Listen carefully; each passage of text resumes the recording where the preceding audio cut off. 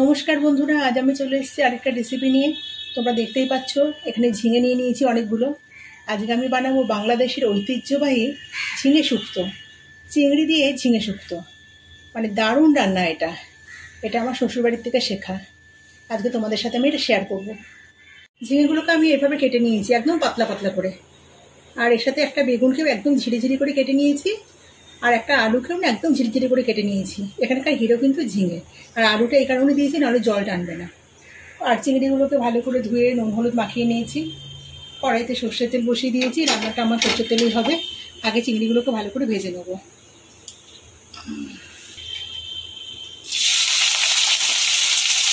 খুব বেশি কড়া করবো না, কিন্তু চিংড়ি বেশি কড়া করলে কিন্তু শক্ত হয়ে যায়। একটু নেড়ে করে হালকা একটুখানি ভেজে তুলে দেবো চিংড়িগুলোকে।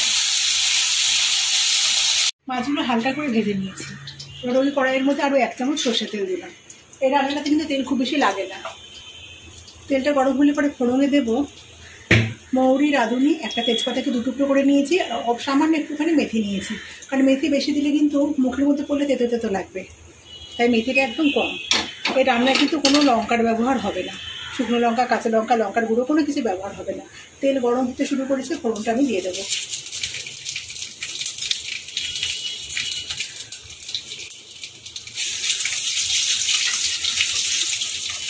ফোড়নটাকে হালকা করে ভেজে নেব।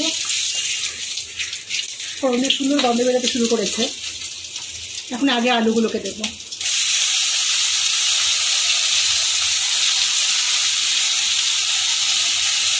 আলুটা দেওয়া কিন্তু শুধুমাত্র জলটা টানানোর জন্য, নাহলে কিন্তু আলু না দিলেও হবে, কিন্তু ঝিঙে থেকে প্রচুর জল বেরোবে, সেটা টানবে না।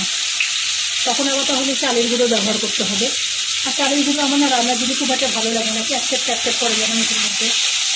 আমাকে ছোট্ট একটা আলুকে ঝিরিঝিরি করে কেটে দিয়ে দিয়েছি।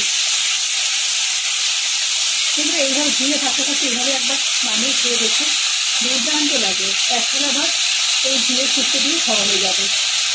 আর চিংড়ি একদম ছোটো ছোটো চিংড়ি দিয়ে করলেও হবে, যে কোনো চিংড়ি। আমার কাছে একটু বড়ো সাইজের চিংড়ি দিয়েছি বলে আমি এটা দিয়েই করছি।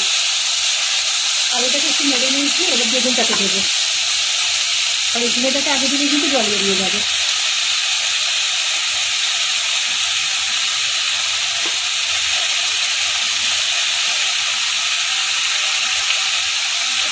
বেগুনটা দিয়েও ভালো করে মিশিয়ে নেব। 1 মিনিট মতো সময় ধরে ভালো করে একটুখানি নেড়ে নেব। বেগুনটা দিয়ে ভালো করে নেড়ে নিয়েছি। এবার ঝিঙেগুলো সব দিয়ে দেবো। আর যদি ভাবছেন যে এত ঝিঙে দিচ্ছি, এটা কিন্তু একটুখানি হয়ে যাবে, একদম নরম হয়ে যায়, ঝিঙেটা একদম গলে যায়।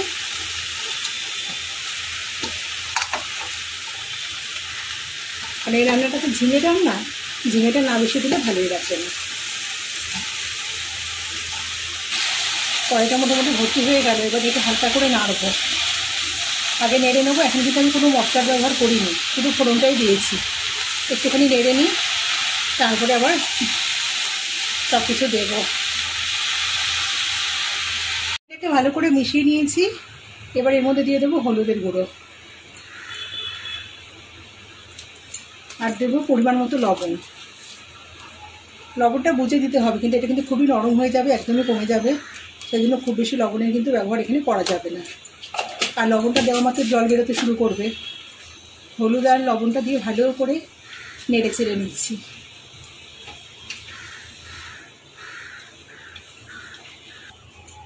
ভালো করে মিশিয়ে নিয়েছি লবণ আর হলুদ দিয়ে। এই রান্নাতে কোনো জলের ব্যবহার হবে না। এবার এটাকে ঢেকে দেবো। ঝিঙে থেকে এবার প্রচুর জল বেরোবে। এবার ঢাকাটা খুলে দেখি কতটা জল বেরিয়েছে। দেখো বন্ধুরা, কত জল বেরিয়েছে। ওই জন্য বললাম রান্নাটাতে কিন্তু কোনো জলের ব্যবহার করবো না। এবার আমি তেজপাতার দুটো তুলে দেবো। আর তেজপাতা থেকে যা গন্ধ বেরোনো হয়ে গেছে। ভেজে রাখা চিংড়িটার মধ্যে দিয়ে দেবো। ভালো করে মিশিয়ে দেব। জলটা শুকানোর অপেক্ষা করব। আর এর মধ্যে আমি যেহেতু শুক্তোতে কিন্তু চিনি দিতে হয়, আর আমি সব রান্নাতেই চিনি ব্যবহার করি, তা আমি এখানে ছোটো চামচের 1 চামচ চিনি দিয়ে দিলাম। আর জলটা টানানোর জন্য অপেক্ষা করব।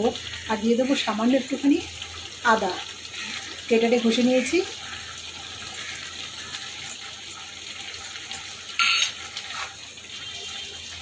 এবার নেড়ে ছেড়ে এটাকে শুকনো করব। দেখো বন্ধুরা, আমি একেবারে টানিয়ে দিয়েছি, একদম মানে কি গ্যাসটাকে একদম সিম করে রেখে টানাতে টানাতে একদম জলটা শুকিয়ে দিয়েছি। আমি কিন্তু এখানে কিন্তু কোনো চালের গুঁড়ো টুড়ো ব্যবহার করিনি, কারণ চালের গুঁড়ো দিলে আমার খেতে মানে আমার বাড়ি কেউ খেতে চায় না, এগুলো একটু লোদ লোদ লাগে। তো আমার এই ঝিঙে চিংড়ি শুক্তো কিন্তু একেবারে ঐতিহ্যবাহী শুক্তো একেবারে রেডি। এই দিয়ে কিন্তু সবার এক থালা করে ভাত খাওয়া হয়ে যাবে, আর কিছুই লাগবে না। তো তোমরা এইভাবে একবার বানিয়ে দেখতে পারো। রেসিপিটা কেমন লাগলো অবশ্যই কমেন্টে জানিও। রেসিপিটা ভালো লেগে থাকলে একটা লাইক দিও। আর যে সমস্ত নতুন বন্ধুরা আমার চ্যানেলটাকে এখনো সাবস্ক্রাইব করোনি, তারা কিন্তু অবশ্যই চ্যানেলটাকে সাবস্ক্রাইব করো।